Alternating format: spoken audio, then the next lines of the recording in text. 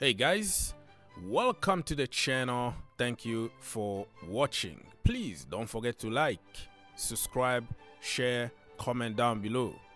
This video is about my daily transfer news roundup. We're gonna talk about many teams, not only Chelsea Football Club. So get ready and stay until the end because you might miss out on your club's target. Let's go. And this news really came surprised me a little bit. Bayern Munich and Eric Dier have reached a verbal agreement for a transfer with the 29 years old, and Thomas Tuchel apparently already gave his green light. Is this Harry Kane doing his thing, you know, calling his brother to join him at Bayern? We all know that Eric Dier been, you know, mistake after mistake in the Premier League, scoring on goals. Even Tottenham Hotspur's fans don't really like him. I don't know what Thomas Tuchel sees in him, but it is what it is. So they're gonna pay a fee of 5 million, you know. Apparently already agreed. I'm saying apparently because I haven't seen anything from Tottenham Hotspurs. 5 million agreed with Spurs. Bayern need to make a final call. So if Bayern say 5 million is too much, and they have to discuss about it. But good luck to him. Agent Harry Kane is doing his thing.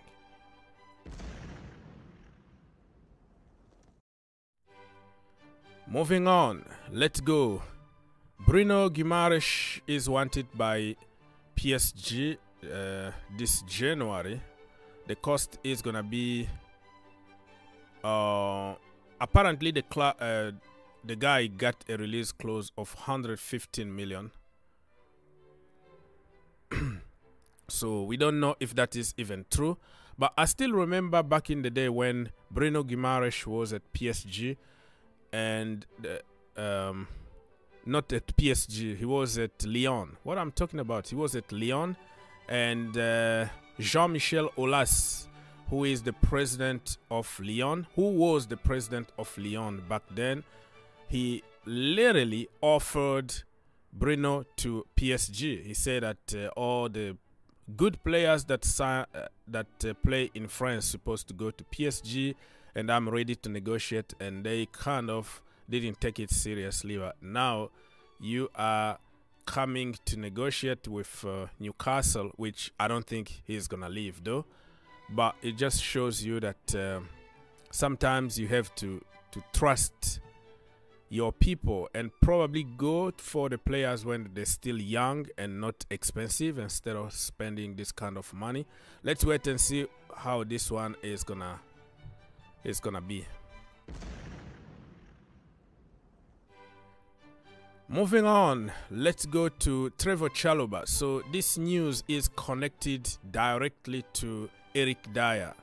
Remember, in August, Thomas Tuchel wanted Trevoh Chalobah to sign for Bayern Munich, and Chelsea they didn't agree. It was a lot of issues there.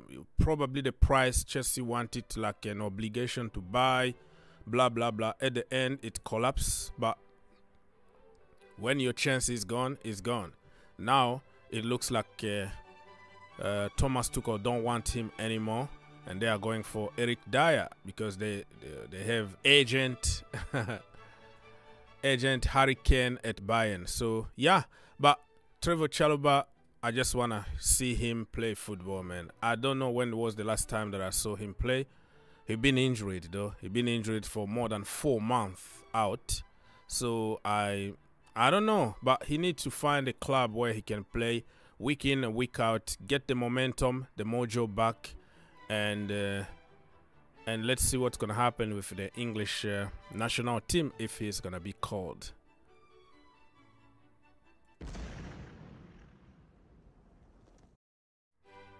Let's move on and talk about Datro Fofana. David Datro Fofana. Chelsea are gonna recall him, or by the time of the time you watch this video, the news might be already confirmed.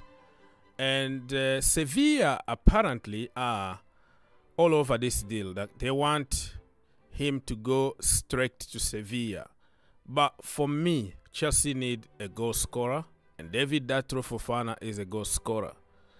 So why not give him a chance for the rest of the season? Because Jackson is at the African Cup of Nations, and even when he is there, he's not scoring goals. And Christopher Nkunku is an injury-prone player. Even now, he's still struggling with some kind of knocks. That's what Pochettino says. So you don't know when he breaks down completely for the rest of the season. So having people like Datro Fofana and Andrew Santos also was recalled from Nottingham Forest. So I am not going to be opposed if Chelsea decide to keep him and keep Datro Fofana, keep Andrew Santos, in the team, because how bad we've been dealing with different kind of injuries. Moving on, my friend, let's go and talk about Firmino. Bobby Firmino being offered to European clubs because apparently it's not working for him over there at Al Ahly, that's the name. So, do you think that somebody who can't really make it to the Saudi Pro League, right, with all the respect, do you think he's going to do it in the Premier League? Or probably he's missing the weather, the food, driving in the wrong side of the road in England? I don't know, but something is not working for him, and they are open to letting him know, or letting him go on loan. And many clubs been showing interest. I even saw some reports talking about Arsenal and Chelsea wanting him. So let me know what you think about Bobby Firmino and what is going to be the best club for him.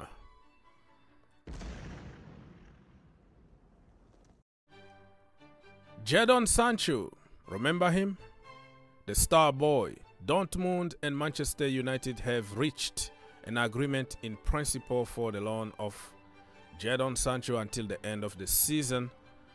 The two clubs have agreed on broad outlines, but there are still some important details to be solved.